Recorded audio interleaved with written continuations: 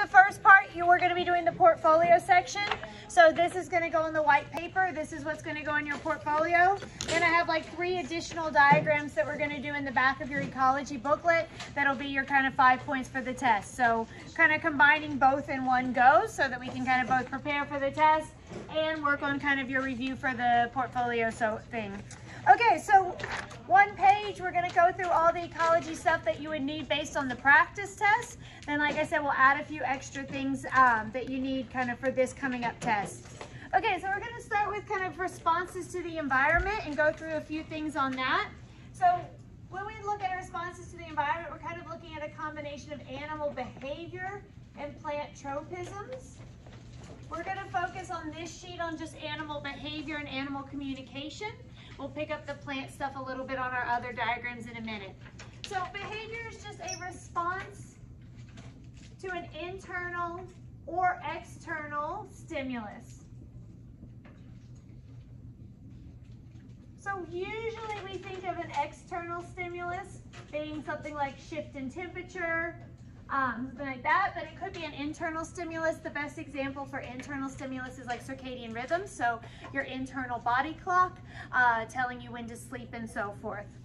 Okay, so generally speaking, you can have innate or learned behaviors, and we're going to look specifically at the innate ones. Because of the fact that the innate ones are kind of in your DNA, they're much more of an emphasis kind of on the course. So an innate behavior is genetic in nature, means that there is some sort of kind of DNA that codes for the behavior. And it is an instinct behavior, so it's unlearned, meaning they know how to do it kind of from birth.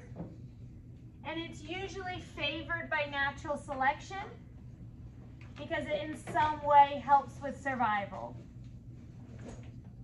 So it's usually a behavior that aids in survival, and therefore natural selection favors it, and that's why it's kind of most members of the species have evolved to show that behavior over time because of the natural selection component.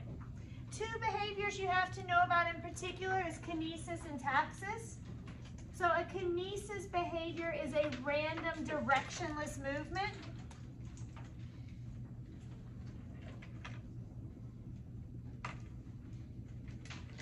It's still helpful. So even though it might seem like, okay, well, if it's random and kind of not towards anything, then why would it even be done?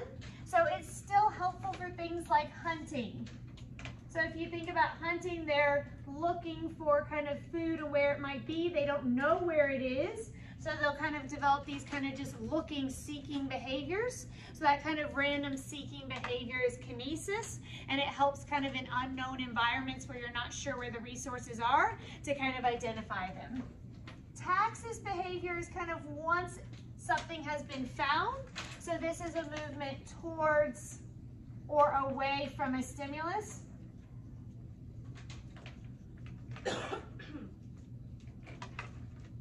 And so this is going to be more helpful for kind of actually having already found something.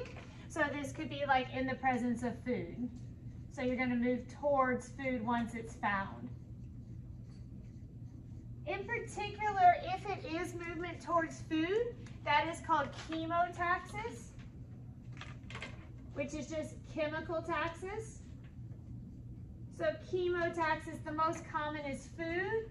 Or the other thing you can see movement towards is pheromones. So pheromones are released kind of by other organisms of the same species. And so that's a chemical released as a message. So a lot of times they'll move towards or away from a pheromone that's kind of giving them indications of where to go. If you were trying to determine which it is, so how to tell whether behavior is kinesis or taxis,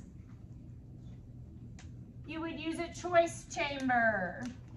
So you do need to know, so because that is one of your like 12 AP labs, it means they can ask questions specifically about that setup.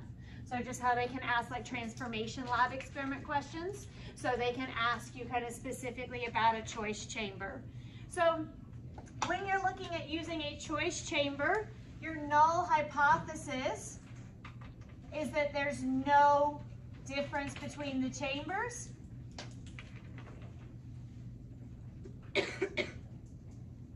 And so when you're doing a choice chamber experiment, your null hypothesis is always that it's actually kinesis. So null hypothesis is that they are in fact showing a kinesis behavior. So that's the null, and then if that's not the case, then that would be your alternative hypothesis. And of course, if you want to determine if the difference is significant or not, you would have to actually use a chi-square test, whereby the expected is the equal amount in each. You will not have to do a chi-square test on this Unit 8 test. So that is not something I'll have to do on this test, but I just never know. If they could throw it out there, you will have to do a chi-square of some sort on the exam. So just in case it happens to be about this, it's actually a pretty easy chi-square to have to do, so you'd be lucky if that was the case. Okay, so that's everything in terms of innate behaviors. The other thing that comes under the category of kind of response to the environment is animal communication.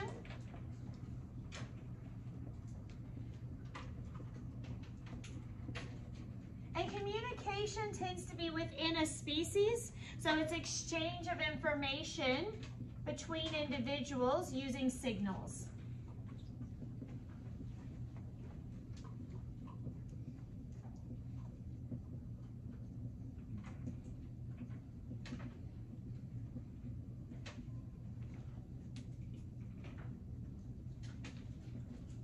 So the purpose for communication is it has to be information that's being disseminated. So they're having to do it in some way to pass along some sort of information.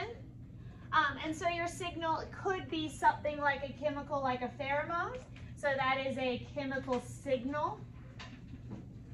So that's an example, but there's also kind of auditory, visual stimuli, etc. One very specific type that you need to know about that they do like to ask about is kin selection, which sometimes they'll come up with different words for it, but same concept. So kin selection is using an auditory, like sound, an auditory signal in the presence of a predator to alert your family members. So then they can get away, but it's usually at a personal cost. So this is kind of a warning signal that actually protects family members, which if you think about it from a natural selection, those are people with shared DNA, but it actually hurts the individual. So it's kind of a complicated example of natural selection because it's favoring kind of for the whole species it's beneficial. And if you come in, make sure you do grab one of these. So it's beneficial for kind of the species survival, but it's actually not beneficial for the individual's survival. So just kind of an odd example there that does happen. Okay, so that's kind of everything animal behavior. Main things are just to know about the taxis and the kinesis and the choice chamber, and to be aware of what a pheromone is, and there's a question or so on kin selection. So all of that should be good. Okay, so I'm going to move on from that to energy flow.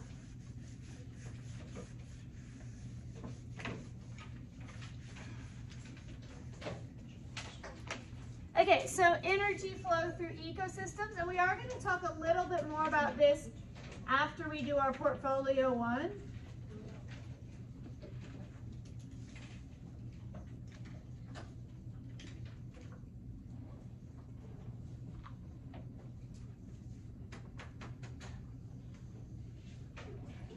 Okay, so energy flow through our ecosystems. So we're going to go through kind of the 90-10 law, the names of the trophic levels, and kind of talk briefly about metabolism, and then we'll pick up a little bit more on that later.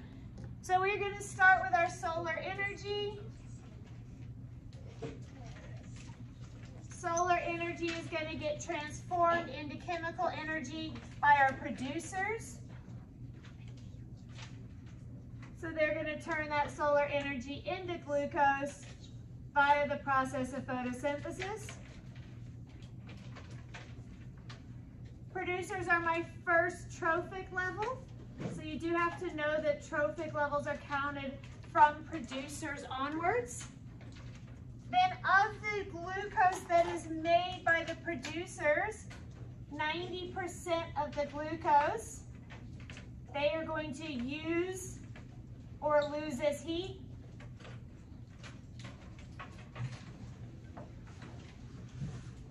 So there's a 90% loss.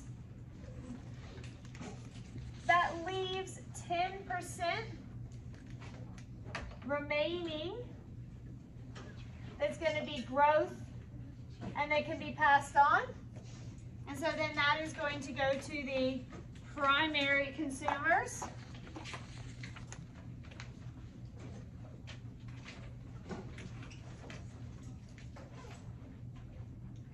And my primary consumers will be trophic level 2. So they're my first consumers, but my first trophic level. And then of the glucose that they eat, 90% of what they consume is either used for their life processes or for heat. And we need to come back to that in just a second and kind of follow up on that kind of heat aspect. Of my 10% that's remaining, it's going to go towards growth.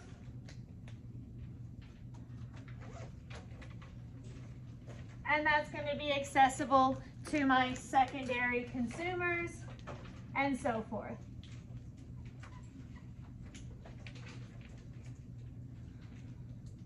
So those are going to be my trophic level 3. And they are also going to use 90% for life or heat. Okay, so that's kind of our trophic levels, our 90-10 law. So let's quickly look at heat. So the idea being is that some of the actual energy that we use is actually used not for kind of ATP for actual processes, but just for heat. So generating heat is important for endotherms.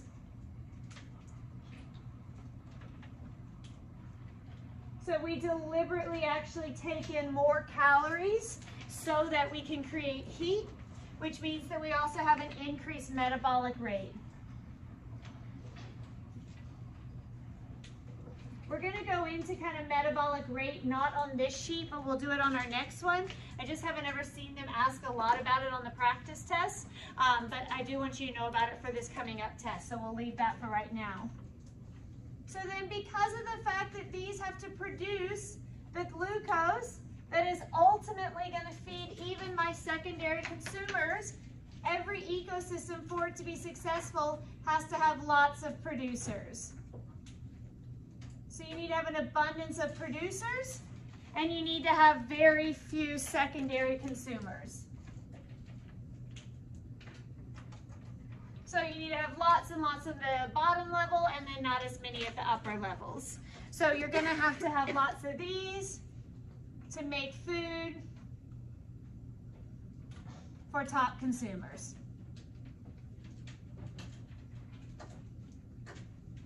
And then one just thing that we want to make a note of is that all of the trophic levels are dependent on one another.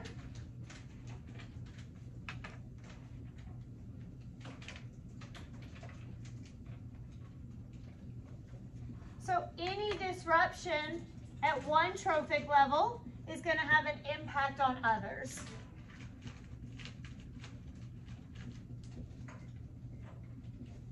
So any kind of disruption is going to impact those both above and below. So if you were to lose your primary consumers, you would actually have an overgrowth at your producer level, and then you would have an insufficient amount at your secondary consumer levels. So you're going to kind of disrupt the balance anytime that happens. So you're going to affect all of the trophic levels, both above and below it. Okay, that's a pretty short thing on energy flow, but I don't think there's a whole lot of really complicated stuff on that. So we're gonna kind of go straight from that into kind of community interactions. Main thing here is a lot of it's just kind of questions, where you just need to be able to think it through and recognizing that kind of if what happens to this, how would that impact this and this. So really just being able to kind of track things and see how they can impact one another. Yeah. Did you say that we're doing this stuff for the binder last? First. So that's what you should be writing on that sheet now. I'm writing all of it on the sheet.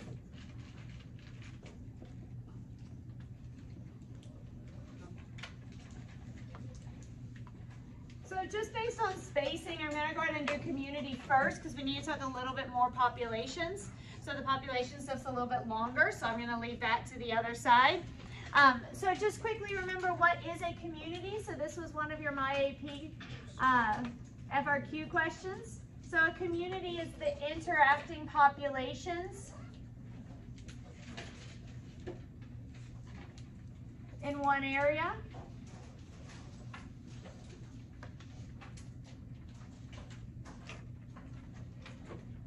Another way you can say that is all the species, or you can say all the living organisms. The key is if it's community, we're not talking about abiotic factors. So we're talking just about the living organisms in one area at one time. So the interactions that we need to know about. So there's three.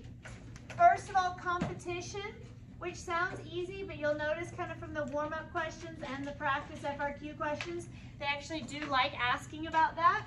So the key with competition is that two species cannot use the exact same niche, meaning the exact same resources. So two species cannot occupy the exact same niche.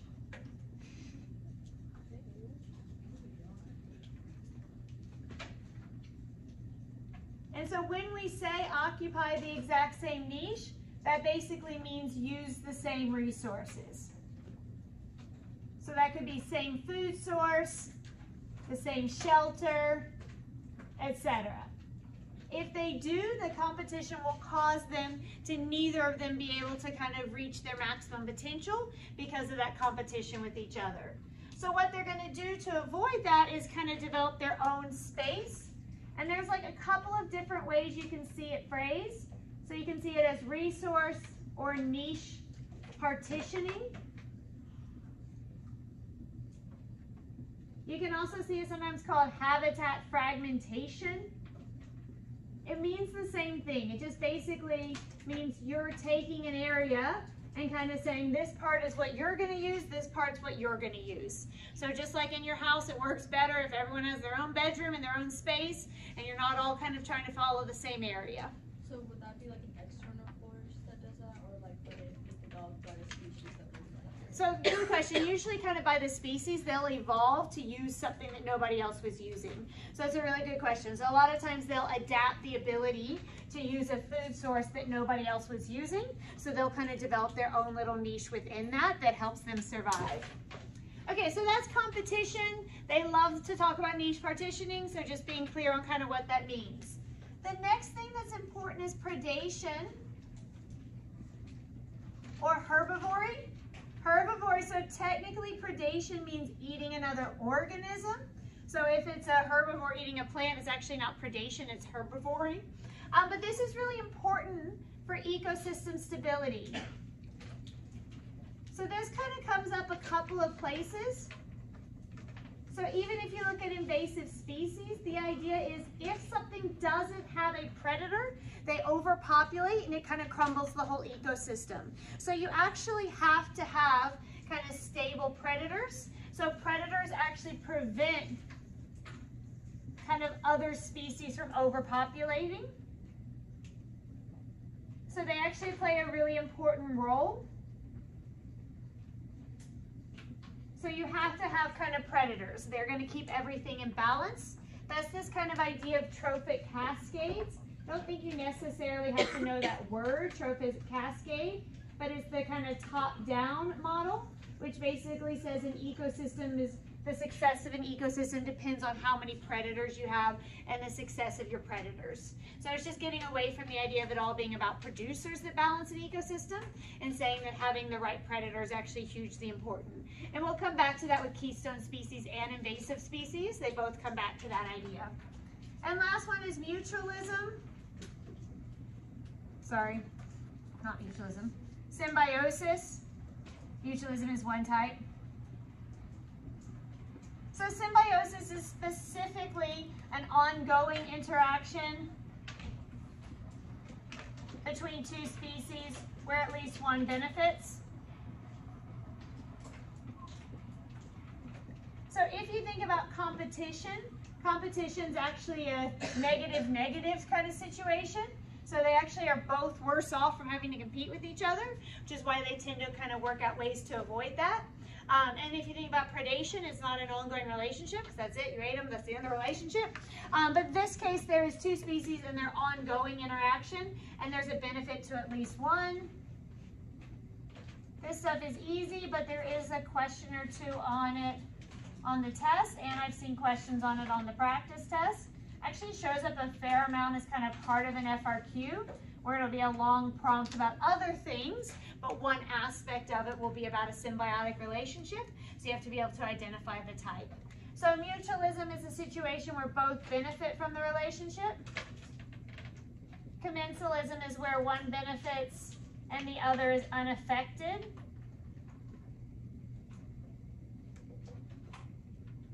And parasitism is where one benefits at the harm of the other.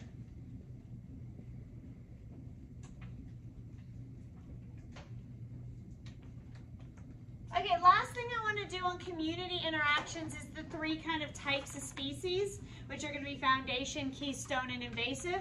I ran out of space, so I've moved on to the back.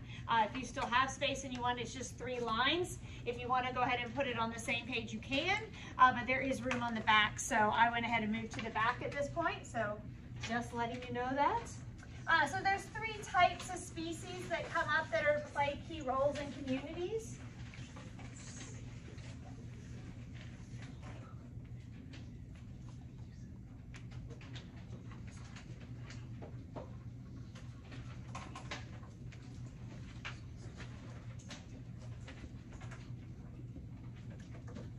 So the second 2 we've talked more about. We haven't actually talked a lot about foundation species, but they do come up every now and then. I think they're fairly obvious, but we'll go ahead and talk about them.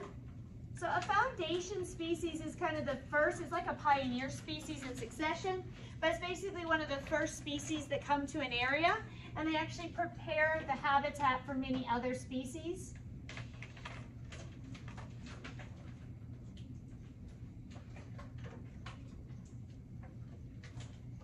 So they're crucial because they basically start the community by creating either the photosynthetic organism that starts out by kind of creating the environment that then others can live in. Sometimes they're animals that kind of tear down a tree and kind of burrow it out and kind of create a habitat for others. But they in some way actually prepare the habitat for other organisms. The next one that we have talked about that comes up quite a bit is keystone species. And by definition, a keystone species is any species that has a disproportionately large impact for its size.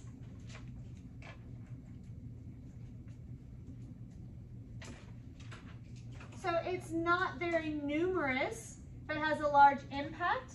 Most of the time, it's because it's an important predator. So most of the time, it's like a top predator, or a specific predator that there's no replacement of. And that comes back to the whole like top-down approach, that an ecosystem is only as successful as its predators. So the top predators are making sure that the bottom layers don't overproduce and kind of keeping everything in balance. So there's examples of keystone species that are not top predators, but that's the most common that you'll see.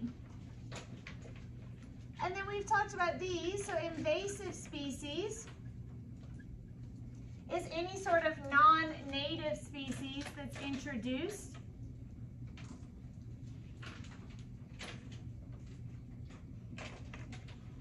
And they actually outcompete the native species. And again, a lot of times that is the result of them not having a natural predator. Other times it can be the result of them having unique adaptations that the others don't have, but there's some sort of kind of advantage they have that the native species do not, and so they kind of wreak havoc on the native species. Okay, so that's community interactions. The last big part we're going to do that's going to be on ecology, and then we're just going to do a couple of calculation things, is going to be on populations. There's a lot on populations, so your test next class is going to have 2 FRQs. The 10.1 is all going to be population related, so it's all going to kind of come to this population stuff. So you definitely need to know your kind of 2 types of population growth and be able to kind of give them by name very comfortably. Okay, so population growth. I'm going to do a big chart.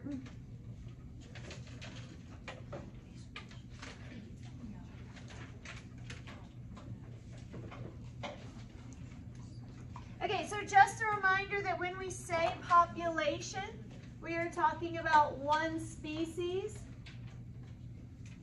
only in one area across one time period.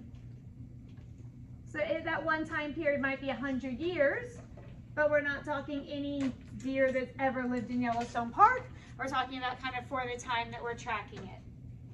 Okay, so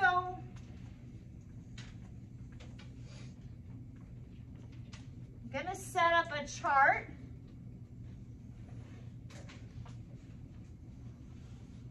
How much of the page should this take up? You only need a little bit left at the bottom, so you can use about as much as you would like to use.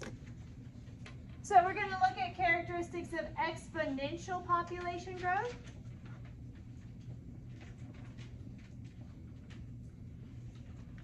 Characteristics of logistic population growth. And then leave a little bit of room off to this side. Mine's not very even. Sorry.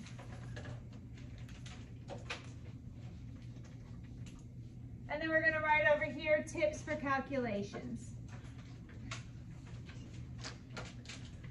If you didn't leave room, you can just put it at the bottom.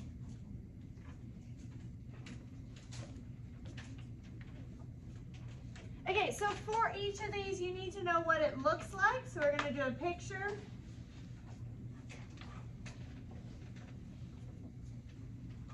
We need to know what happens to the growth rate.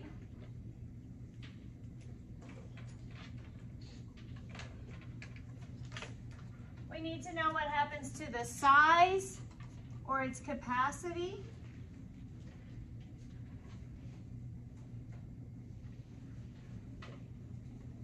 We need to look at what are the limiting factors that impact it.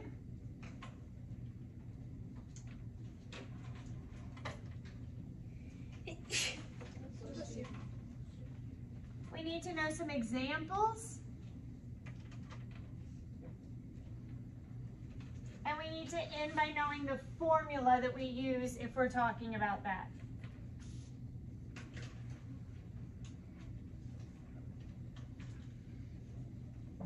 Okay. So I think partly this stuff is just the least kind of, there has the most kind of math in it and is the least just kind of obvious. Everything else in this unit is just a lot of being able to look at diagrams and so forth, but this you actually do need to know some like content for. So we'll do everything for exponential and then move to logistic growth. So with our picture, this is the size over across time, and you're going to see that J shape. So it's going to be getting increasingly large in relatively little amount of time. So when it comes to the rate, the actual rate stays the same. And the way you can think about that is the number that are made per person. So each person makes 3 offspring, for instance. So that's kind of the same. So there's kind of the maximum kind of amount of offspring, and that stays consistent. However, even though the growth stays, the rate stays the same, because there's more individual, it grows faster over time. So the individual number made per person stays the same, but because every year there's more people, the amount of growth increases over time. So the growth is increasing over time. The size is theoretically anyway, limitless. So we're going to say theoretically because in most cases, at some point, you would expect they would start to run into some sort of concerns. But in a truly exponential situation, there should be no limit to the size. The only limiting factor, so a limiting factor is just something that keeps it from growing any larger. So the only ones that are going to have an impact are going to be density independent factors.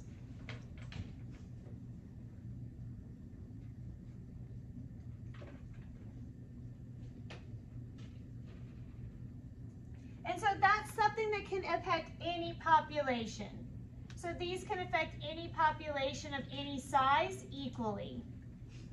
So the main examples you tend to see of these are like weather events. So a tornado is not going to differentiate between this environment over that, or human influence. So deforestation, pollution, things like that, they're not necessarily aimed at kind of larger, more crowded populations. So these are just kind of bad luck factors. Examples of this, bacteria or any sort of microorganism. So it could be a protist or something like that, but anything that's so microscopic it just doesn't require a lot of resources. A lot of human populations in kind of first world countries, and invasive species can also show this because they don't have the same density dependent factors the natives ones do. So if it's an exponential situation, the way you calculate the change, so on the formula sheet it has it written like this, dn over dt. That's just the change that occurs. So the change in size equals R max, which is that maximum rate. So we said that's going to stay the same anyway. So whatever the ideal maximum rate is, times n, which is the initial population size.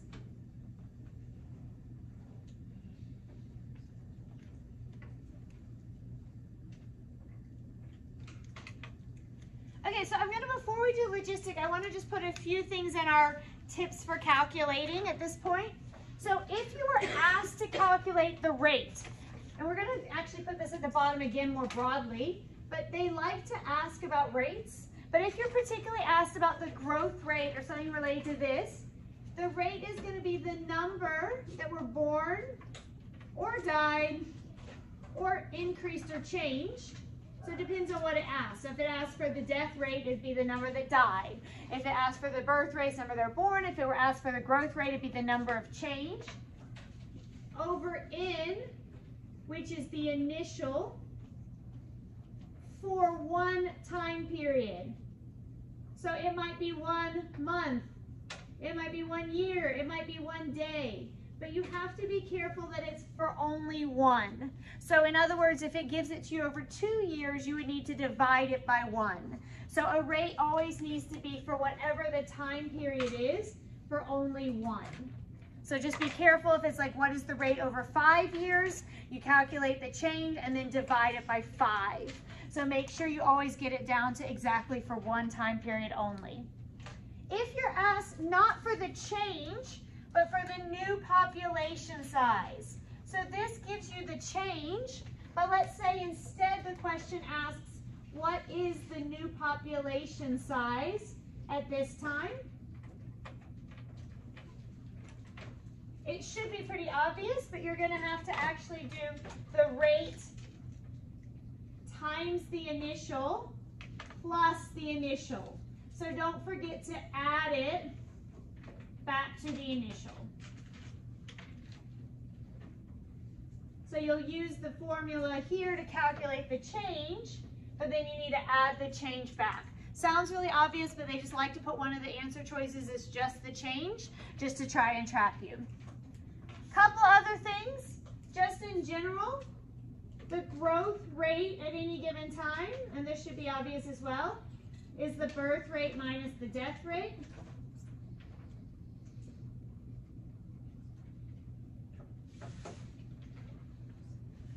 So that's another one. All right, so then I'm going to talk about logistic, and we'll add a couple things to our calculations column based on what we talk about for logistic. So for logistic growth, here we're going to have our time and our size, and it's going to start out the same, then it's going to slow and bounce around before it finally stabilizes. So this time the rate actually slows down. So it might be initially each person could have 3 offspring, but over time each person is only able to have 1 successful offspring. So the contribution towards per person actually changes over time. As a result, the actual growth itself also slows. So the rate slows and the amount of growth slows down. It's going to stabilize at the carrying capacity.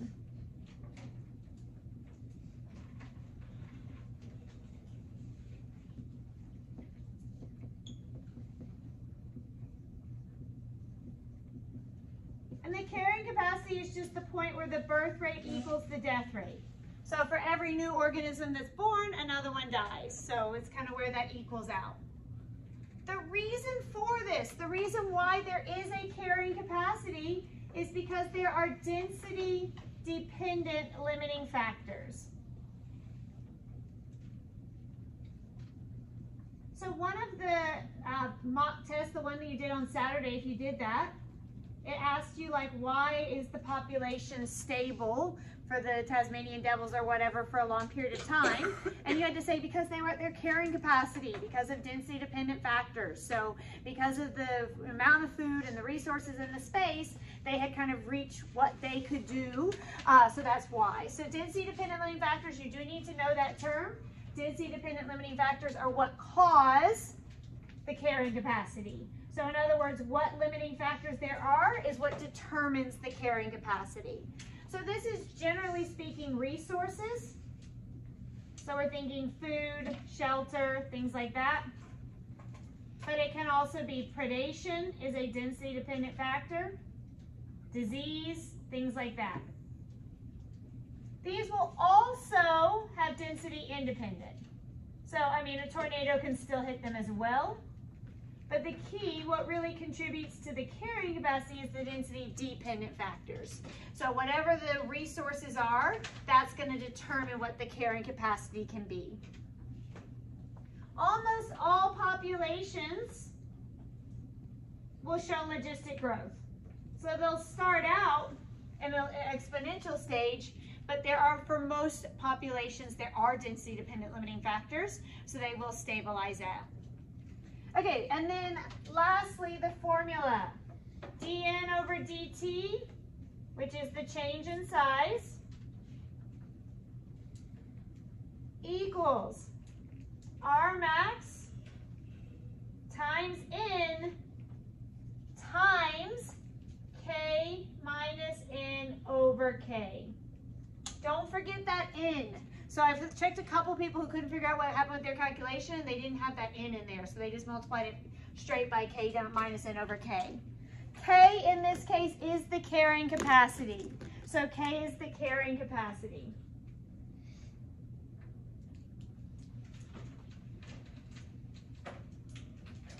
And that's going to bring me to my last 2 calculation tips. First of all, I want to give you a calculation for density, which should be pretty easy, but if it ever asks about that. So the density is going to be the number of individuals divided by the area. And just be sure to always use units, because it might be per hectare, it might be per centimeter squared, so it kind of depends on what kind of units they're given. The most important tip for me to give you is that if the problem gives you a carrying capacity, you must use this formula. So if carrying capacity is given, it doesn't matter how far below it is. If the problem gives you a carrying capacity, you must use this formula.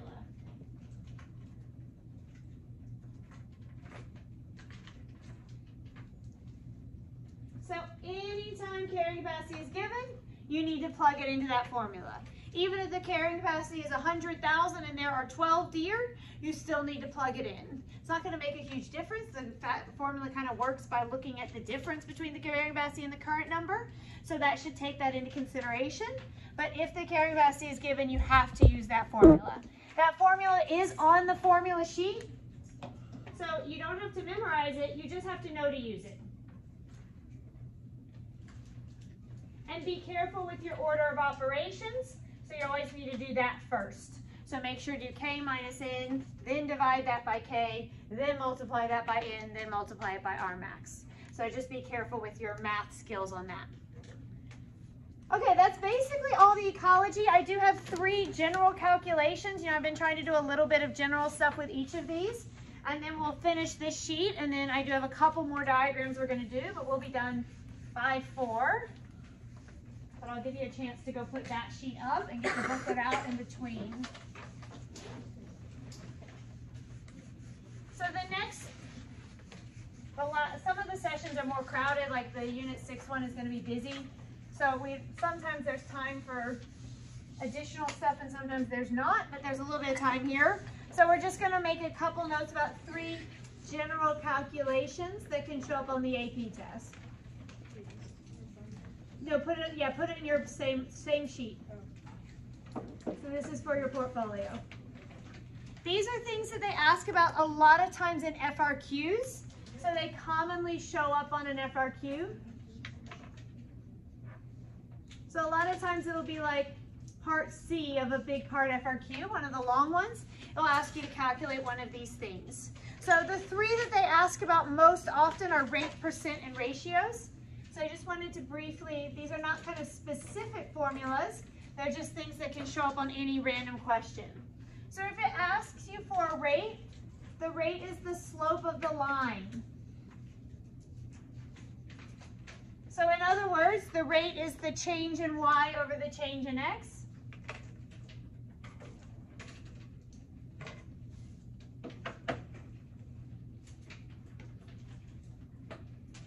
Or you pick 2 points, y2 minus y1, x2 minus x1, and usually they'll tell you this.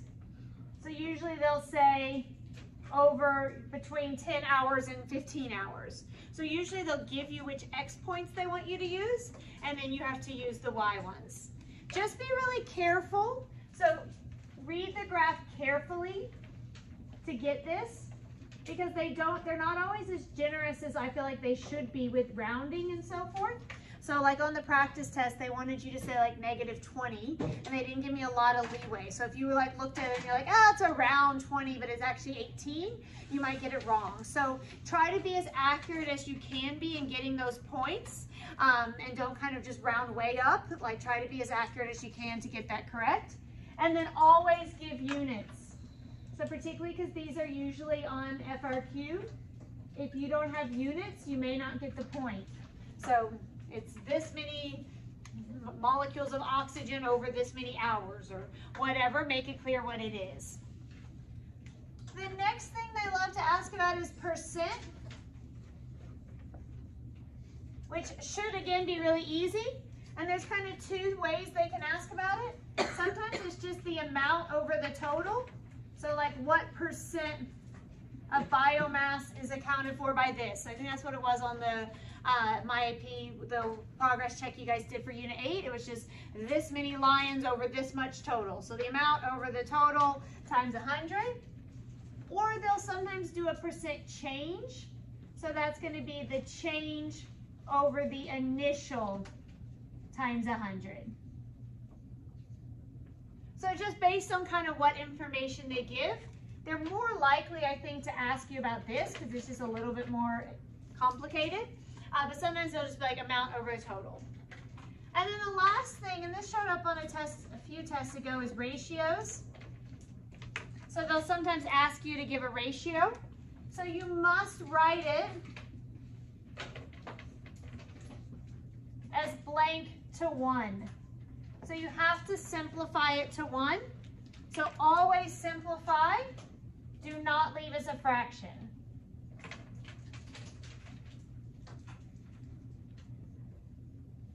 And I think if you remember this test, several people didn't get points because it was supposed to be like 6-to-1, but then people wrote it as 1/6/1. Or anyway, they double did it. They like fractioned it and then put it to 1. So don't do that. So just what is it to 1? So if it's 12-2, you simplify it to 6-to-1. And then in general, my general rule of thumb is unless told otherwise, always round to 2 decimal points.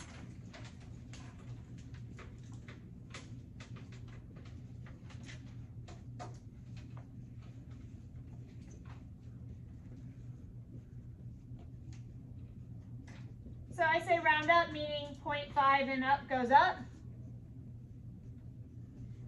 So round up to 2 and leave it at 2 decimal points. So if it's like 0.456, you would put it as 0.46. So round and leave it at 2 decimal points. Be careful though, because like on the last progress check, it specifically told you it's not wanted something to the nearest whole number. So read, see if it tells you something otherwise. If it doesn't tell you otherwise, then leave it as a whole number. Then leave it with 2 decimal points. Okay, so I'm gonna stop this recording.